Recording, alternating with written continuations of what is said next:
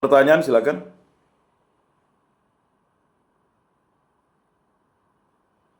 Ada? Ya kalau tidak ada, ya masih ada satu, ya, yaitu tentang lingkungan. Kita tahu bahwa Paus Fransiskus mengeluarkan ensiklik yang namanya Laudato Si, ya. Tolong nanti dicari ensiklik itu, ya. Jadi salah satu masalah sosial itu adalah kerusakan lingkungan. Apa itu kerusakan lingkungan? Adalah kondisi di mana ekosistem alami mengalami penurunan kualitas akibat aktivitas manusia, polusi, dan perubahan iklim. Nah, fenomena ini mengancam keseimbangan alam serta keberlangsungan hidup makhluk hidup di bumi, termasuk manusia. Kerusakan lingkungan tidak hanya berdampak pada alam, tetapi juga mempengaruhi kesehatan, ekonomi, dan stabilitas sosial. Lalu bentuk-bentuk kerusakan lingkungan yang pertama adalah deforestasi, penggundulan hutan. Deforestasi adalah penggundulan hutan secara masif untuk pembukaan lahan pertanian, pemukiman, atau industri. Hal ini menyebabkan hilangnya habitat bagi banyak spesies dan memicu erosi tanah serta penurunan kualitas udara. Nah, kita dengarkan atau kita saksikan baru hujan sebentar di Pontianak sudah mengalami kebanjiran. Ya. Atau di beberapa daerah di Ngabang, ya kan? Pasar Ngabang Tegel, ya, banjir. Jalan ke Anjungan banjir, ya. Itu akibat deforestasi. Kemudian yang kedua, pencemaran udara. Pencemaran udara terjadi akibat emisi gas beracun dari kendaraan bermotor, pabrik, dan pembakaran bahan bakar fosil. Gas-gas ini seperti karbon dioksida CO2, sulfur dioksida SO2, dan nitrogen oksida NOx merusak lapisan ozon, menyebabkan hujan asam, dan berkontribusi pada pemanasan global. Nah, apalagi kita yang tinggal di kota Pontianak dan sekitarnya ini kan mengkonsumsi air hujan, ya. Jadi coba kita perhatikan, baru sembuh pilek, batuk, nyebar lagi ke kawannya. Jadi ya situ-situ aja penyakitnya. Mengapa? Karena udaranya tidak sehat, ya. Jadi pindah-pindah situ aja, ya. Ada yang sembuh, nanti kena pilek lagi dan sebagainya. Nah ini. Kemudian ketiga, pencemaran air. Limbah industri, sampah, dan bahan kimia beracun yang dibuang ke sungai, danau, dan laut mengakibatkan pencemaran air. Polusi ini merusak ekosistem air, membahayakan organisme yang hidup di dalamnya, serta mengancam kesehatan manusia yang mengkonsumsi air terkontaminasi. Saudara-saudari, jika kalian membuang misalnya, ya yang pertama misalnya bekas deterjen kalian itu langsung ke tanah, coba perhatikan tanahnya akan menghitam kan? Mengapa dia menghitam? Terjadi yang namanya tanah itu mengalami yang namanya pencemaran, polusi. Ya. Jadi bahaya limbah rumah tangga itu. Tapi yang paling bahaya ya limbah pabrik yang dibuang sembarang tanpa ada pengolahan. Nah, maka ada kesadaran dari kita ya untuk tidak menggunakan botol plastik. Pengurangan sampah plastik di tahun 2025. Saya tidak tahu apakah Stakan ya akan membagikan botol minum atau ada gerakan kalian membawa botol minum sendiri. Berkali-kali sudah saya soundingkan kepada kalian itu untuk membuat ya air refill itu ada di kelas kalian. Ya kan? Air mineral galon itu kan, itu harus ada di kelas kalian. Kalian nanti tinggal refill saja. Bawa botol minuman, beli botol minuman ya, dari mulai harganya 15.000 sampai paling mahal itu ada. Ya. Itu cara untuk mengurangi sampah plastik. Bahkan di sekolah-sekolah sekarang dianjurkan membawa bekal sendiri. Ini kalian ini kok masih gengsi membawa bekal sendiri. Yang anehnya anak dari daerah lagi yang gengsi. Ya. Bawa bekal Pak, bawa bekal. Iya, beberapa orang. Yang lain kan mengkonsumsi gabus tuh. Beli, geprek, dikasih gabus kan. Gabus itu kan awalnya digunakan untuk pembungkus elektronik. Sekarang untuk pembungkus nasi. Nah, gabus itu tidak bisa dia. Itu kalau gabus itu setelah kalian pakai itu harus kalian cepat hancurkan. Dan itu tidak bisa didaur ulang. Lalu plastik. Ya, di dalam makanan kalian tuh berapa banyak plastik dipakai? Plastik untuk sop, plastik untuk ya misalnya rendangnya, ya. Sampai minumannya itu. Nah, coba kalian ini mempunyai gerakan untuk itu. Ya kan baru berapa kalian misalnya membeli satu ya kan galon air itu kan. Tapi untuk kalian sebanyak 46 orang harus 4 galon air tuh. Ya kan? Beli galonnya, simpan di kelas ya kan. Lalu nanti kan ada tidak perlu dipasang untuk pemanasnya. Yang penting tersedia. Nah, ini penting ya. Sepertinya kalian menganggap itu tidak penting, itu penting. Ya. Nah itu, berikutnya pencemaran tanah ya, penggunaan pestisida dan pupuk kimia secara berlebihan dalam pertanian serta limbah industri yang dibuang ke lahan mengakibatkan pencemaran tanah. Tanah yang tercemar kehilangan kesuburannya dapat membahayakan tanaman, hewan, dan manusia yang hidup di sekitarnya. Kalau kita buang limbah lalu tidak ada cacing atau ulat yang berada di situ, berarti itu ada limbah berbahaya. Ya. Kelima, perubahan iklim global. Peningkatan suhu bumi akibat efek rumah kaca yang disebabkan oleh emisi gas dari aktivitas manusia menyebabkan perubahan iklim. Ya, kalian harus menggunakan AC, ya kan? Karena apa tadi? Bukan zamannya ya, karena tadi ada kerusakan lingkungan. Perubahan iklim ini mengakibatkan peristiwa cuaca ekstrim seperti banjir, kekeringan, dan badai, serta naiknya permukaan laut. 6. Kerusakan terumbu karang. Terumbu karang rusak karena pencemaran, penangkapan ikan yang tidak ramah lingkungan, dan pemanasan laut akibat perubahan iklim. Nah, terumbu karang adalah habitat bagi banyak spesies laut, sehingga kerusakannya mempengaruhi biodiversitas laut. Jadi terumbu karang itu kan sebenarnya dari makhluk hidup. Dia bertumbuh, pada saat mati dia akan menciptakan karang, di mana terumbu karang itu adalah tempat di mana ya banyak ikan, banyak mikroorganisme itu bersarang di situ.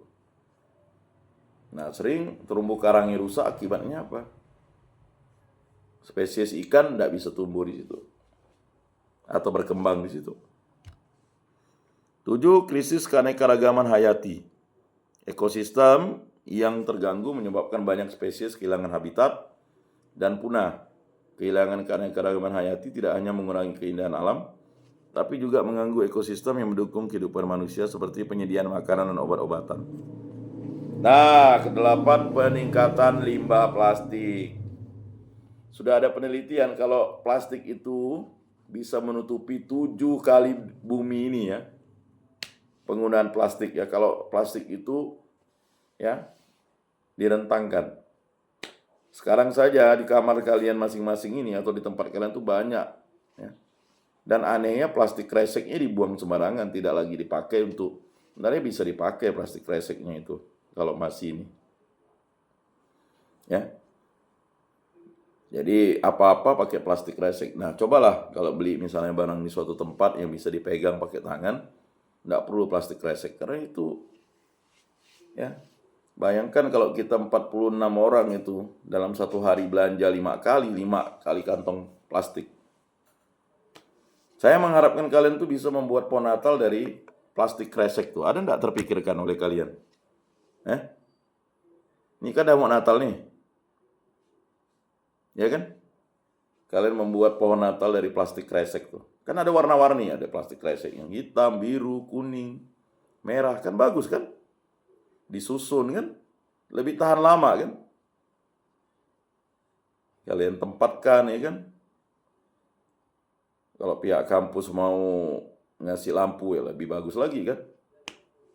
Nah, cobalah ya dipikirkan tuh. Ya, mungkin ketua kelas nanti buat proyeknya. Ya kan, cari bambu yang tinggi atau kayu 4 meter ya kan, kemudian disambung, semua isinya plastik kresek.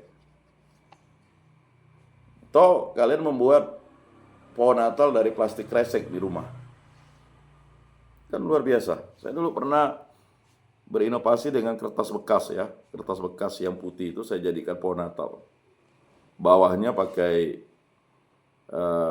ban ya. Lalu dipasang kayu, ya kan? Kemudian dikasih kawat, lalu ya plastik kresek. Ya, bukan plastik kresek. Kertas yang putih itu di staples, ya kan, akhirnya membentuk pohon Natal dan langsung dikasih lampu. Wah, ya kan? Sekali kawan saya bilang keren nih. Ya, itu tadi kita bisa membuat sesuatu dari limbah yang tidak terpakai lagi. Kalian punya kertas tuh entah berapa banyak kertas kalian buang. Kalau kalian buat tugas buang. Apa kertasnya tidak dipakai kan? Tapi memang kalau kertas itu tidak tahan air. Tapi kalau plastik kresek itu tahan air kan? Ya itu. Dulu buat gua dari bekas kertas semen, ya, bisa bertahan sampai belasan tahun.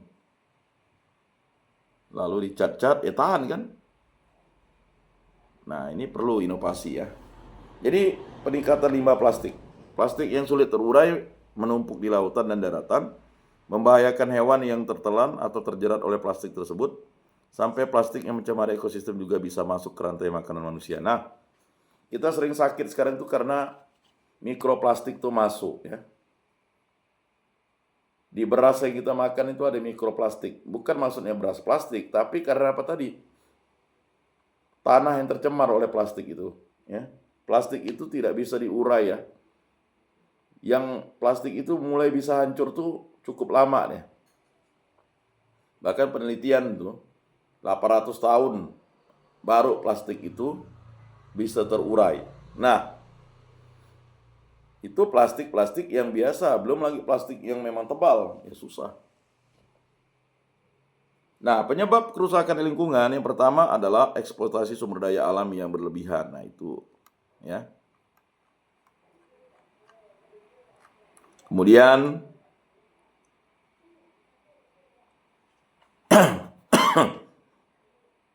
pengambilan sumber daya alam seperti kayu, batu bara, minyak, dan mineral yang dilakukan secara berlebihan dan tanpa mempertimbangkan dampak jangka panjang mempercepat kerusakan lingkungan. Yang kedua, pertumbuhan penduduk yang besar. Peningkatan populasi menyebabkan kebutuhan akan lahan, makanan, dan energi yang lebih besar sehingga mengarah pada eksploitasi lahan dan sumber daya secara berlebihan serta meningkatnya limbah. Yang ketiga, industri yang tidak ramah lingkungan ya. Banyak industri yang tidak menerapkan praktik ramah lingkungan dan menghasilkan limbah berbahaya yang merusak ekosistem sekitar, polusi udara, air, dan tanah, seringkali berasal dari pabrik-pabrik yang mengabaikan standar lingkungan. Yang keempat, pertanian dan peternakan intensif. Penggunaan pestisida, pupuk kimia, dan pembukaan lahan untuk pertanian dan peternakan skala besar mengakibatkan degradasi tanah, pencemaran air, serta emisi gas rumah kaca yang tinggi. Paham ya, emisi gas rumah kaca yang tinggi itu adalah ya gas-gas karbon itu ngendap di atas udara kita, akhirnya mengakibatkan gas karbon itu bisa merusak lapisan ozon.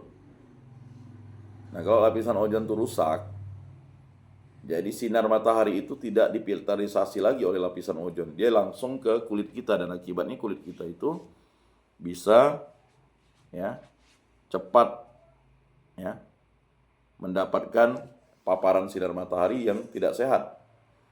5. Ketergantungan pada bahan bakar fosil. Bahan bakar fosil seperti minyak, batu bara, dan gas akan menyumbang emisi gas rumah kaca terbesar yang menyebabkan pemanasan global. Penggunaan energi fosil yang terus meningkat memperburuk perubahan iklim ya. Keenam, kurangnya edukasi dan kesadaran lingkungan ya. Banyak masyarakat yang belum memahami pentingnya menjaga lingkungan. Kurangnya kesadaran ini menyebabkan tindakan-tindakan merusak lingkungan, seperti pembuangan sampah sembarangan atau penggunaan bahan berbahaya tanpa pertimbangan dampaknya. 7. Pengolahan limbah yang buruk. Pengolahan sampah yang tidak efektif, terutama sampah plastik dan limbah berbahaya, menyebabkan pencemaran air, tanah, dan udara. Banyak daerah yang tidak memiliki fasilitas daur ulang atau pengolahan limbah yang memadai.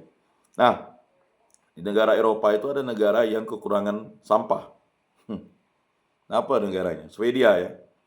Jadi di Swedia itu sampah itu ya perlu diimpor dari negara lain. Mengapa mereka membutuhkan sampah? Karena sampah itu dipergunakan mereka untuk biogas. Kalau di Jerman, septic tank itu, tempat kalian itu dipakai untuk ya pembangkit tenaga listrik. Ya. Jadi jangan katakan kalian tidak berguna. Ya. Itu berguna sekali kalau di Jerman. Jadi untuk ya kalau musim dingin untuk ya pemanasan. Makanya kalau kita dibuang-buang sembarangan saja. Karena kita tidak memahami. Bahkan di perkampungan ya tidak ada toilet, tidak ada jamban, buang di sungai, buang di lubang pohon. Ya macam-macam lah. Ya semoga kalian yang sudah kuliah ini nanti pulang ke rumah sukses buat jamban di rumahnya masing-masing. Masa masih di sungai. Ya kan? Atau di mulut babi kan? Kandang babi ada. Itu terjadi. Kemudian dampak kerusakan lingkungan yang pertama gangguan kesehatan.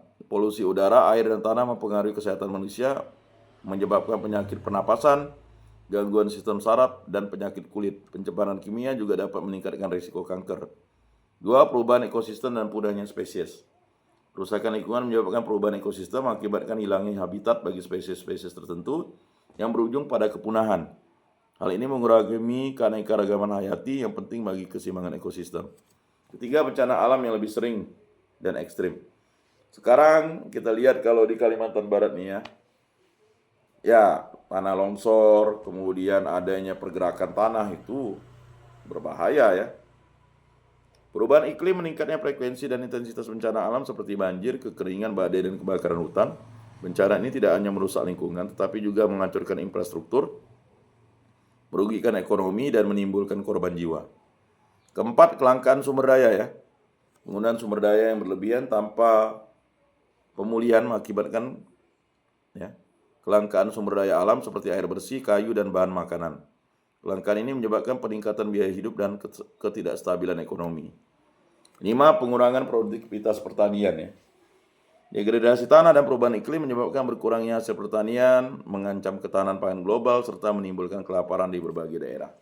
Ada krisis yang akan berbahaya nanti bagi kita kalau kita tidak memikirkan dari sekarang, yaitu yang pertama adalah krisis pangan. Lalu krisis air bersih, krisis energi. Ya, di Stakan saya sudah melihat Anda itu mengalami krisis ya. Ketika kalau air pada musim kemarau itu tidak ada, apa yang terjadi? Toilet-toilet kalian busuk semuanya. Padahal toiletnya mewah. Itu diakibatkan apa tadi? Ya. Nah, kekurangan air ya. Kemudian 6. Menurunnya kualitas hidup. Kerusakan lingkungan menyebabkan lingkungan hidup menjadi tidak nyaman, berbahaya. Kualitas udara yang buruk, air yang tercemar, dan lingkungan yang kotor menurunkan kualitas hidup masyarakat. 7. Dampak ekonomi yang besar. Kerusakan lingkungan berdampak pada ekonomi, mulai dari biaya kesehatan yang meningkat, hingga kerugian akibat bencana alam. Industri yang bergantung pada sumber daya alam, seperti pariwisata dan perikanan juga terkena dampak besar. Nah, perhatikan sekarang penyakit-penyakit itu berdatangan, silih berganti di daerah-daerah yang sebenarnya kalau dipikir penyakit itu sebenarnya tidak ya. Jadi misalnya penyakit yang seperti kanker itu kan sebenarnya kanker itu bukan penyakit. Kanker itu adalah gangguan yang terjadi dalam tubuh itu akibat ya bisa jadi karena radiasi, bisa jadi karena elektromagnetik, bisa jadi karena ya air yang tercemar, polusi udara dan sebagainya. Nah, upayanya adalah yang pertama reboisasi dan penghijauan. Ya. Jadi jangan sampai satu pohon itu, kalau saya pernah tanya di satu pohon itu bisa menghasilkan oksigen, dan dalam satu pohon itu bisa ada puluhan jenis makhluk hidup yang bisa berkembang biak di situ. Jadi yang pertama, reboisasi dan penghijauan, menanam pohon kembali di lahan yang gundul atau terdegradasi dapat membantu mengurangi erosi tanah, menjaga keseimbangan iklim, dan memulihkan habitat alami. Penghijauan perkotaan juga dapat meningkatkan kualitas udara. Jadi kalau bisa kalian itu kalau pulang kampung itu bawa bibit tanaman ya, untuk ditanami lagi di daerah perkampungan jalan-jalan kalian. Karena banyak sekarang saya lihat ya tanaman-tanaman yang untuk penghijauan itu justru habis. Kedua, pengembangan energi terbarukan. Mengurangi ketergantungan pada bahan bakar fosil dengan menggunakan energi ya terbarukan seperti ya tenaga surya. Nah, ini penting ya. Ini kalau kalian nanti buat rumah ya, sederhana tetapi atapnya dari tenaga surya. Lalu angin dan air dapat membantu menurunkan emisi gas rumah kaca dan menjaga keberlanjutan energi. Jadi kalian juga harus eco green ya, menggunakan energi-energi yang terbarukan. Ketiga, pengurangan penggunaan plastik sekali pakai. Jadi kampanye untuk mengurangi penggunaan plastik sekali pakai dan meningkatkan daur ulang sampah plastik penting untuk mengurangi pencemaran plastik yang merusak ekosistem laut dan darat. Jadi sebenarnya sebagai mahasiswa kita harus tahu sampah plastik itu ini terkadang kalian sampah plastik dicampur dengan sampah kimia. Ya akibatnya plastiknya tidak bisa didaur ulang lagi. Kemudian keempat, pengolahan limbah yang berkelanjutan. Ya. 5, praktik pertanian ramah lingkungan. Ya, pertanian organik, rotasi tanaman, dan penggunaan pestisida alami, pupuk kompos ya, dapat mengurangi dampak buruk pertanian terhadap tanah dan air. 6, pendidikan dan kesadaran lingkungan. 7, penerapan hukum lingkungan yang ketat. 8, penelitian dan inovasi teknologi hijau. Lalu tantangannya apa? Nah, tantangannya yang pertama keterbatasan dana dan sumber daya. Kedua, ketergantungan pada bahan bakar fosil. Ketiga, kepentingan ekonomi dan industri. 4, kurangnya kesadaran masyarakat. Dengan menjaga dan memperbaiki lingkungan, manusia dapat memastikan keberlanjutan ekosistem untuk generasi mendatang. Upaya kolektif dan dukungan dari berbagai pihak sangat penting untuk mengatasi kerusakan lingkungan dan membangun masa depan yang lebih hijau serta berkelanjutan. Demikianlah pertemuan kita pada kesempatan ini ya. Masih ada ya bahan masalah sosial itu yang akan kita bahas selanjutnya, itu masalah kesehatan ya. Nah, itu kita akan bahas pada pertemuan selanjutnya dan kita akan Google Meet ya supaya bahannya itu tersampaikan. Mari kita tutup dalam doa, dalam nama Bapa dan Putra dan Roh Kudus. Amin. Kemuliaan kepada Bapa dan Putra dan Roh Kudus seperti pada permulaan, sekarang, selalu dan sepanjang segala abad. Amin. Dalam nama Bapa dan Putra dan Roh Kudus. Amin. Salam, salam kasih damai dan sejahtera. Tuhan memberkati, menyertai dan melindungi. Salve.